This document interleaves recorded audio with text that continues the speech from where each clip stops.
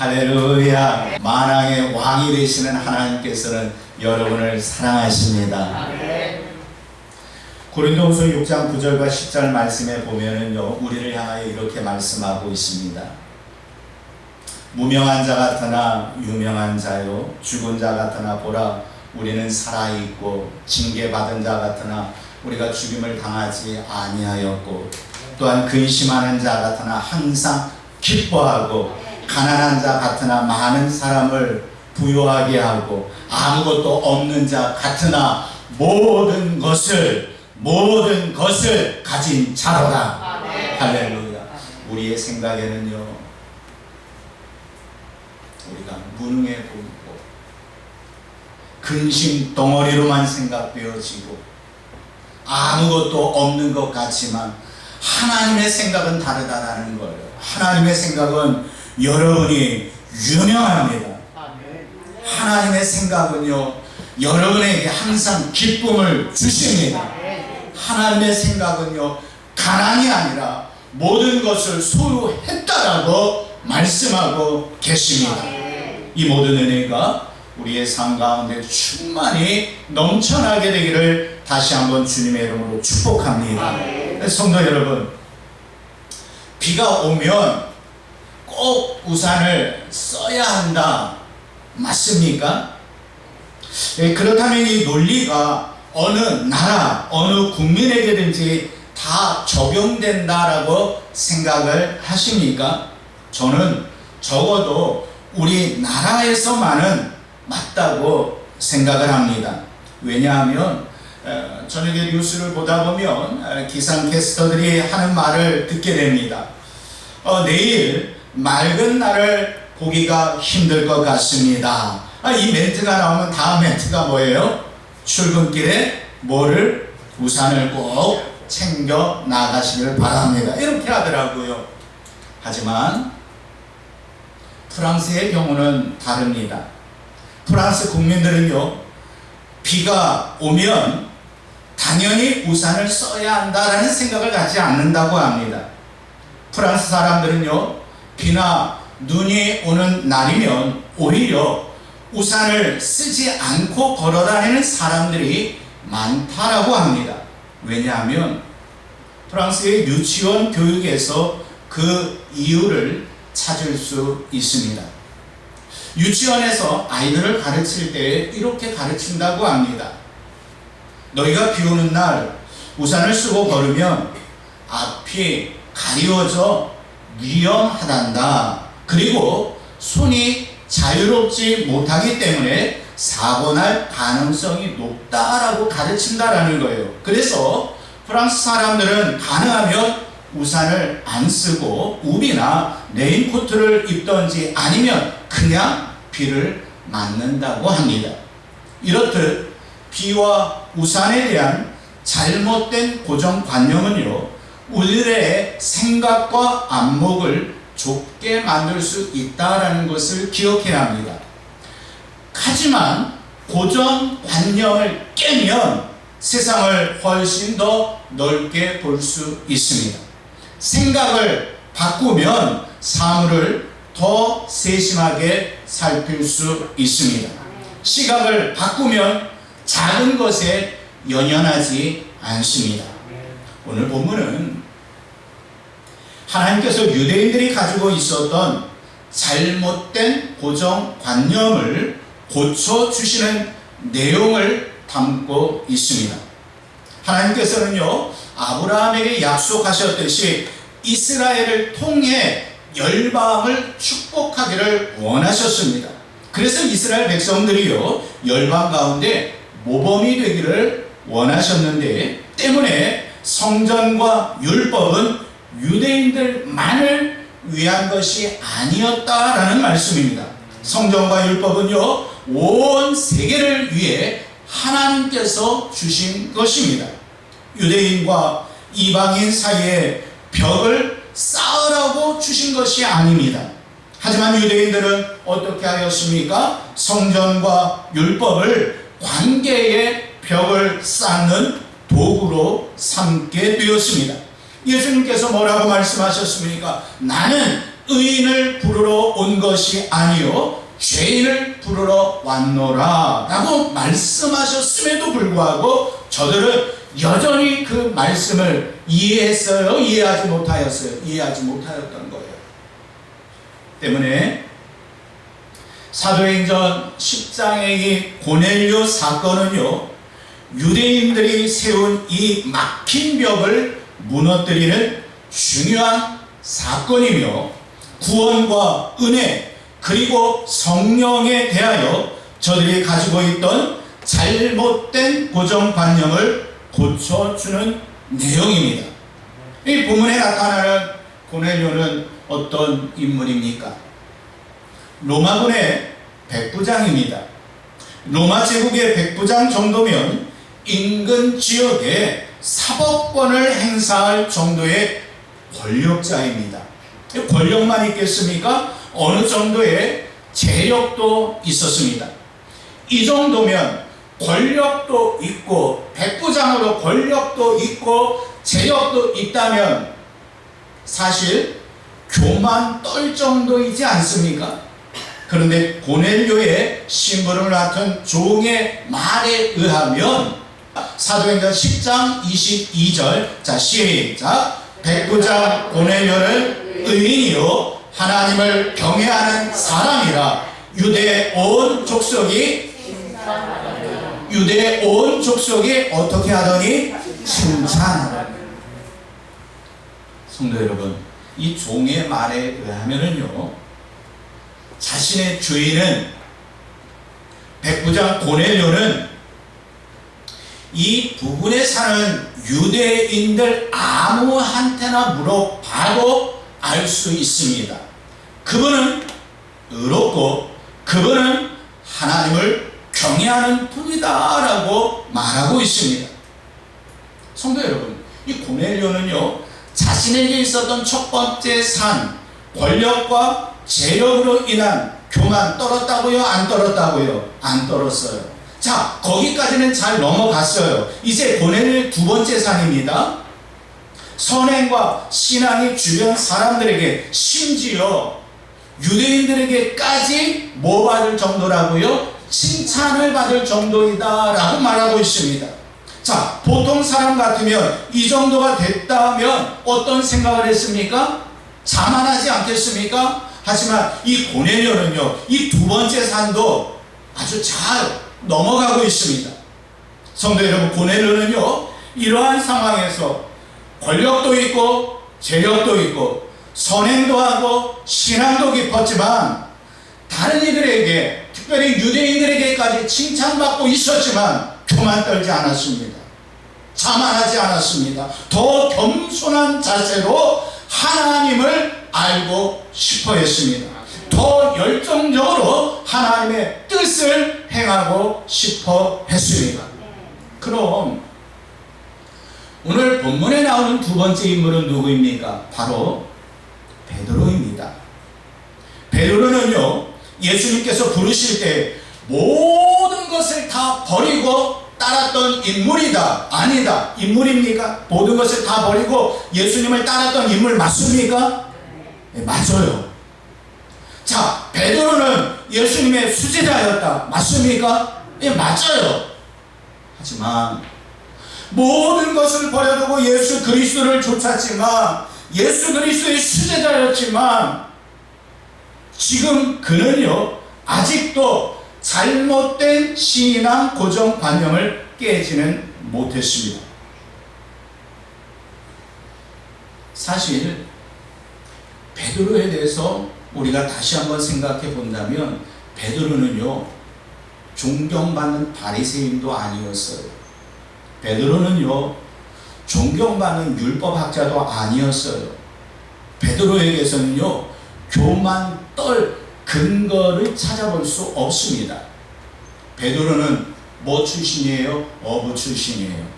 지극히 평범한 유대인입니다. 그런데 베드로의 마음속에는요, 신앙의 교만이 있었던 것입니다. 하나님께서 택하신 이스라엘만 구원받을 수 있다라는 생각에 잠겨 있습니다. 교만 떨 그 어떤 근거도 없는 어부 출신 베드로는요, 속됨과 깨끗함을 구별하고 있었습니다. 이방인과 유대인을 차별하는 잘못된 고정관념에 빠져 있었습니다. 사도행전 10장은요, 바로 현대를 살아가고 있는 우리에게 이방인 고넬료와 유대인 베드로를 내세워 신앙의 좁은 생각을 고쳐주고 있다라는 사실을 기억해야 합니다. 베드로는요, 자기를 초청한 이방인 고넬료의 말과 자신이 본 환상의 의미를 연결하면서 깨닫습니다. 하나님께서 베드로로 하여금 이 편견 없는 구원과 편견 없는 은혜를 깨닫게 해 주셨던 것입니다. 이렇게 베드로가 깨달음을 시작하면서 어떻게 합니까? 34절과 35절 말씀입니다. 우리 함께 읽어봅니다. 자, 시작. 베드로가 입을 열어 말하되 내가 참으로 하나님은 사람의 외모를 보지 아니하시고 각 나라 중 하나님을 경외하며 의를 행하는 사람은 다 받으시는 줄 깨달았도다. 할렐루야. 방금 전까지 베드로는요, 이방인은 구원받을 수 없다라는 고정관념에 빠져 있었습니다.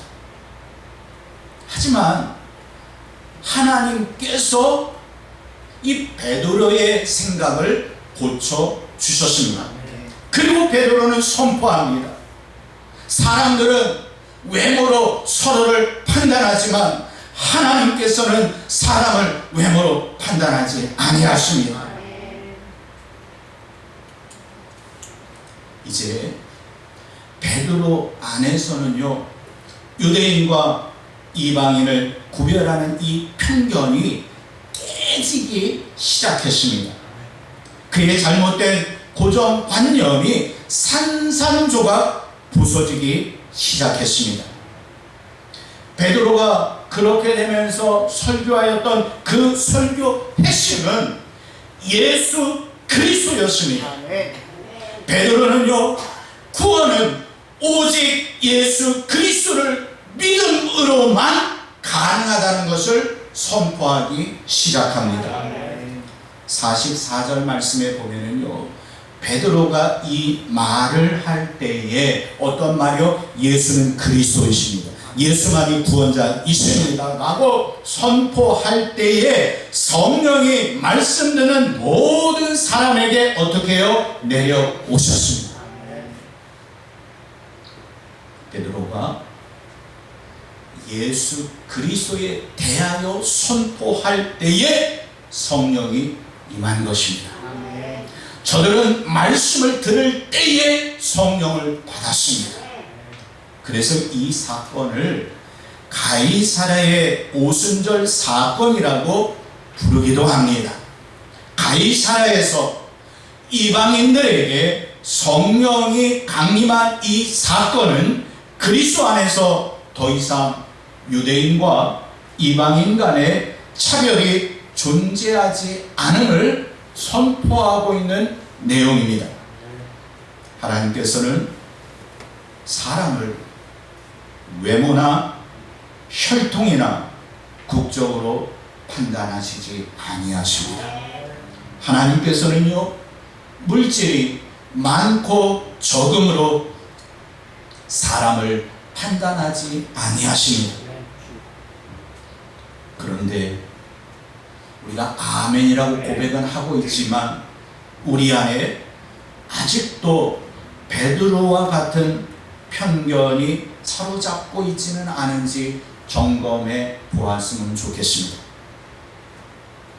하나님께서는요, 그 사람이 얼마나 하나님을 경외하며 예수 그리스도를 나의 구주 나의 하나님으로 고백하며 거룩한 삶을 살아가려고 노력하는지를 보십니다. 그리고 그런 사람을 당신의 백성으로 받아 주십니다. 하나님 나라 백성이 되는 일에는요, 세상의 그 어떠한 조건이나 절차도 필요 없습니다. 다른 어떠한 것도 묻거나 따지지 않습니다. 그저 하나님의 은혜와 긍휼을 바라며 예수 그리스도 앞에 나아갈 때에 하나님께서 기쁘게 받아 주십니다. 왜냐하면 그분은 중심을 보시는 분이시기 때문입니다.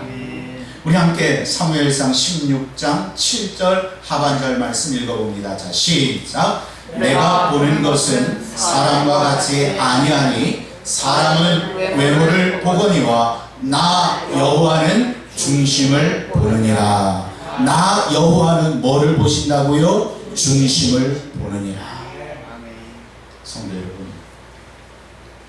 비록 교회를 오래 다녔다고 할지라도, 또 교회에 아무리 많은 헌금을 했어도, 또 공을 세웠다 할지라도 그것은 구원의 조건이 될 수 없습니다.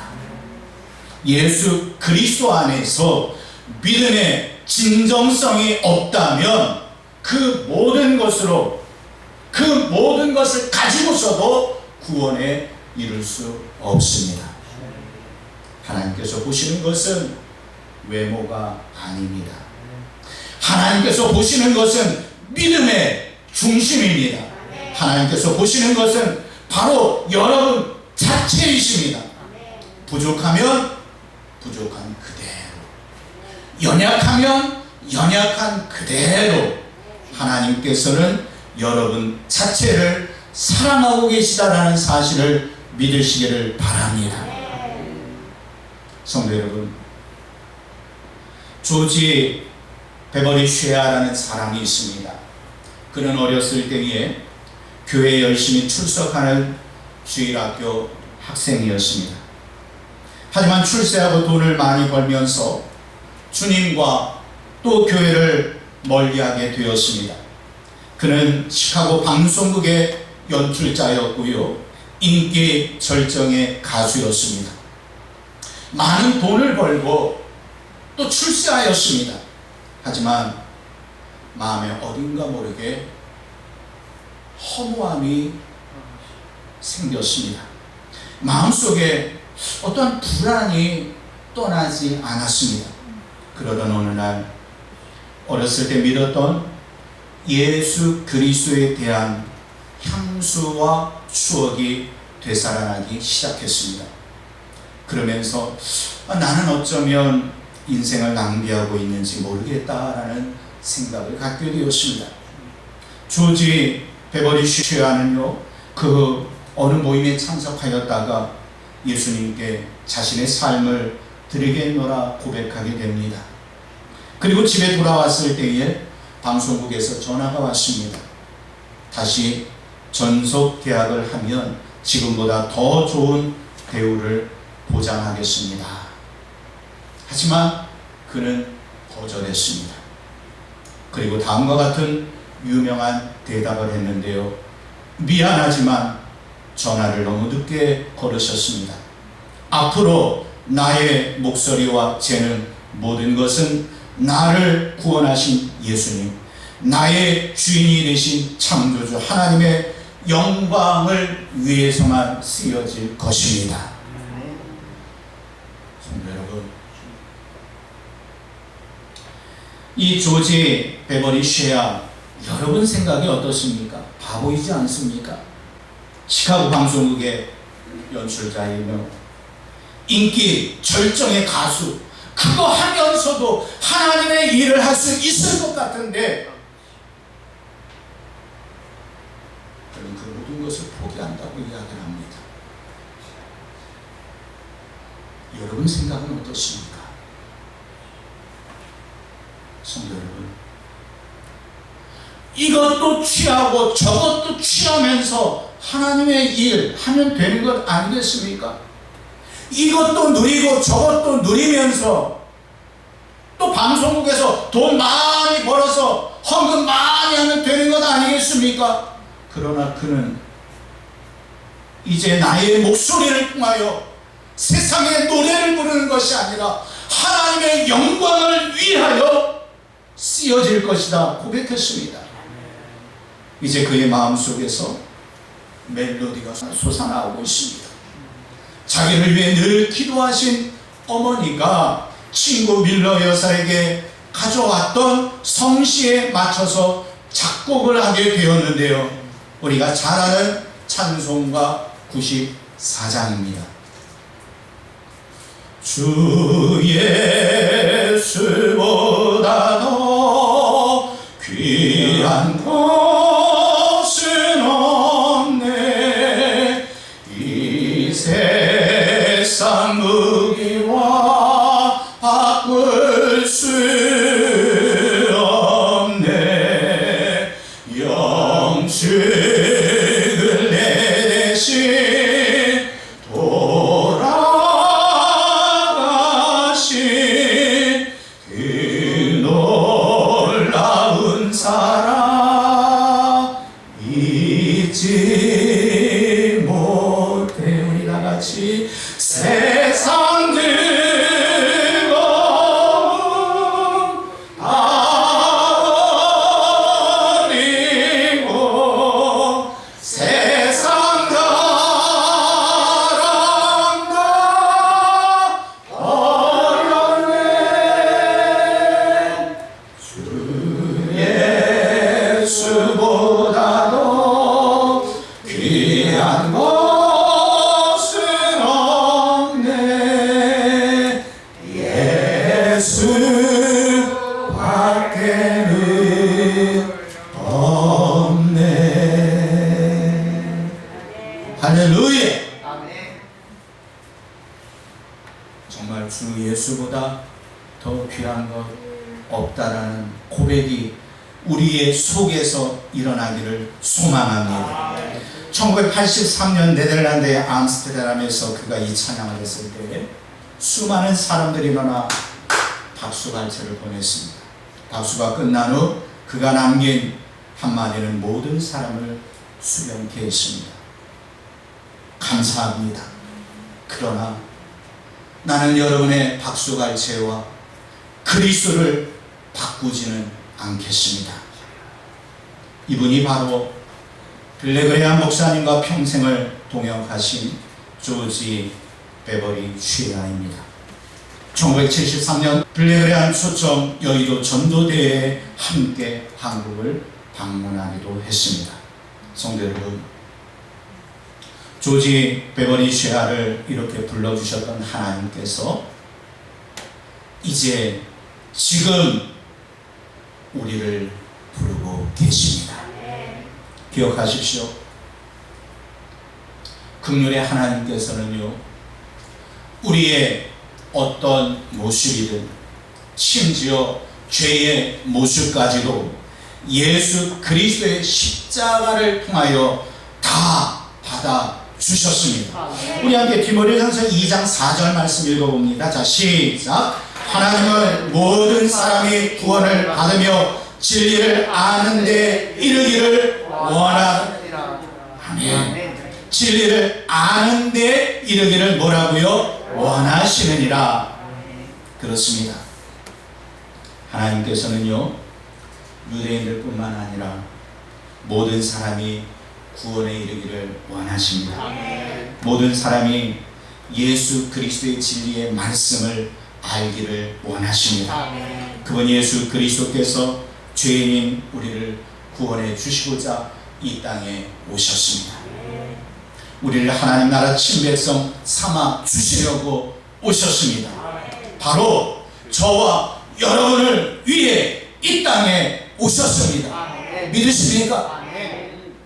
하지만 어떤 성도님들은요, 10년, 20년 교회에 출석하셨지만 공식 석상에서는 자신이 구원받았다고 말하지만 3, 4, 5 모여있을 때는 나 같은 죄인은 천국에 갈 수 없어.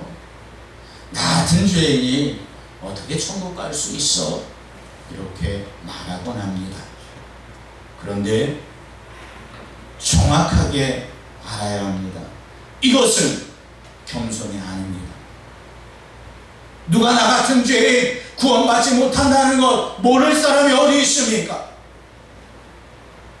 그렇게 말하는 사람만 죄인이고 그렇지 아니한 우리는 죄인이 아닙니까? 우리 모두는 죄인입니다. 그거 인정하지 아니하는 것 아닙니다. 나 같은 죄인이 어떻게 천국에 갈 수 있어? 이것은 하나님 앞에서의 철저한 교만입니다. 하나님이 세상을 이처럼 사랑하사 독생자를 주셨으니 이는 그를 믿는 자마다 멸망하지 않고 영생을 얻게 하려 하심이니라. 이 말씀 믿으십니까? 아멘. 이 말씀을 믿는다면 나 같은 죄인은 구원받을 수 없다라는 말은 나올 수가 없습니다. 하나님께서 예수 그리스도를 믿는 자는 영생을 얻을 것이다 말씀하셨으면 하나님의 말씀으로 믿으면 되는 것입니다. 아멘. 만약 이것이 믿어지지 않는다면 아직도 이 구원의 조건에 대한 잘못된 고정관념을 깨지 못한 것입니다. 베드로의 고정관념을 깨주셨던 하나님께서 이제 저와 여러분의 고정관념을 깨주시기를 소망합니다. 구원은 내가 의롭기 때문에 받는 것이 아닙니다. 구원은 내가 열심히 봉사했기 때문에 받는 것이 아닙니다. 구원은 예수 그리스도께서 죄인인 나를 위해 십자가에 죽으셨다는 것을 믿을 때에 이루어집니다. 아멘. 더 이상 외적인 방법으로 하나님께 나아가려 하지 맙시다. 더 이상 외적인 조건으로 죄사함을 확신하려 하지 맙시다. 기억하십시오. 우리는 주님 오시는 그날까지 외적인 어떠한 방법으로도 외적인 어떠한 조건으로도 구원에 이를 수 없습니다. 오직 십자가만을 기억합시다. 오직 예수 그리스도의 보혈의 피만을 기억합시다. 오직 의인은 믿음으로 말미암아 사는 것입니다. 함께 오늘 보면 44절과 45절 말씀 읽겠습니다. 자, 시작. 베드로가 이 말을 할 때에 성령이 말씀 듣는 모든 사람에게 내려오시니 베드로와 함께 온 할례 받은 신자들이 이방인들에게도 성령 부어 주심으로 말미암아 놀라니. 이방인들에게 성령 부어 주심을 보고 저들은 놀랐습니다. 성도 여러분, 베드로가 예수 그리스도의 십자가 사건에 대한 복음을 전할 때 어떤 일이 일어났습니까? 성령 하나님께서 임하셨습니다. 누구에게 임하셨습니까? 고넬료를 비롯한 그곳에 모인 이방인들 가운데 임하였습니다. 그렇습니다. 성령 하나님의 임하심은요, 이스라엘 백성들만의 고유한 산물이 아닙니다. 성령 충만한 은혜를 원하십니까? 우리도 성령의 다스리심을 받을 수 있습니다. 하나님의 말씀을 사모하시길 바랍니다. 말씀을 깊이 사모하며 경청할 때에 하나님께서 베푸시는 성령 충만의 은혜를 경험할 수 있습니다. 더 이상 우리 안에 일어나고 있는 죄성으로 인해 낙담하지 맙시다. 뼛속까지 죄인 우리에게는요, 주님 오시는 그날까지 계속하여 죄성이 남아있다라는 것을 기억하십시오.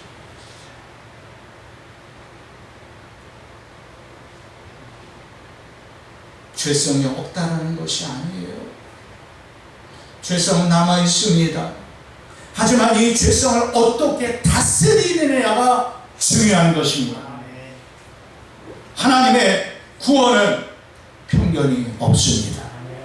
하나님의 은혜에는 편견이 없습니다. 성령 하나님의 임하심에는 편견이 없습니다. 말씀으로 우리의 잘못된 고정관념을 깨고 오직 성령 안에서 자유함을 누리시기를 바랍니다. 오직 성령 안에서 살아계신 하나님을 찬양하고 높여드리시기를 바랍니다. 우리 하나님의 영광을 위하여 사는 하나님의 자녀들이 되시기를 소망합니다. 사랑하는 성도 여러분, 우리 안에 아직까지도 남아있는 어떤 잘못된 신앙 고정관념이 있습니까? 성령 하나님을 의지하면서 하나님 이것을 깨주시옵소서. 이방인 고넬료는 어떠하였습니까? 백부장은 어떠하였습니까? 그는요 권력도 있고요, 재력도 있고요, 신앙심도 있었고요, 선행도 하였고요, 많은 것을 갖추었고요, 많은 이들에게 칭찬받으면서도 겸손하였습니다. 그러나 베드로는 어떠하였습니까? 내세울 건 뭐 하나도 없는 주제에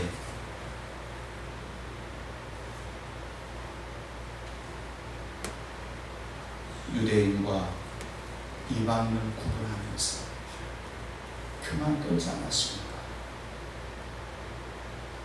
성도 여러분, 우리 안에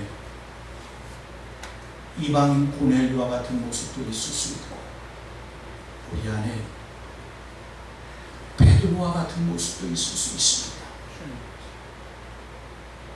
과연 이제 주님 오시는 그날까지 어떻게 살아가기를 원하십니까? 믿음 생활을 하시면서도 우리의 생각은 아직도 세상의 고정관념 속에 빠져 있지 않습니까? 더 이상 여러분 자신을 무능한 자로 여기지 마시기를 바랍니다. 더 이상 자신의 삶을 근심 덩어리로 만들지 마시기를 바랍니다. 더 이상 자신의 형편을 아무것도 없는 가난한 자로 여기지 마시기를 바랍니다.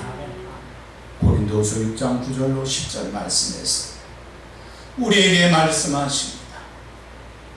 무명한 자 같으나 유명한 자요, 죽은 자 같으나 보라 우리가 살아있고, 징계받은 자 같으나 죽임을 당하지 아니하고, 근심하는 자 같으나 항상 기뻐하고, 가난한 자 같으나 많은 사람을 부유하게 하고, 아무것도 없는 자 같으나 모든 것을 가진 자로다.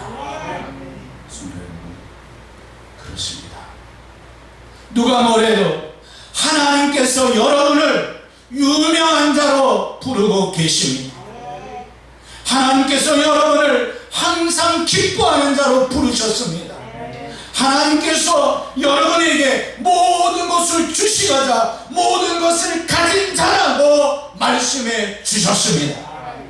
이 한 주간 이 말씀을 의지하면서 나의 고정관념은 내어버리고 오직 주의 말씀을 의지하면서 성령 하나님의 인도하심 가운데 복된 삶을 누릴 수 있는 우리 모두가 되기를 주님의 이름으로 축복합니다. 우리 함께 기도하겠습니다.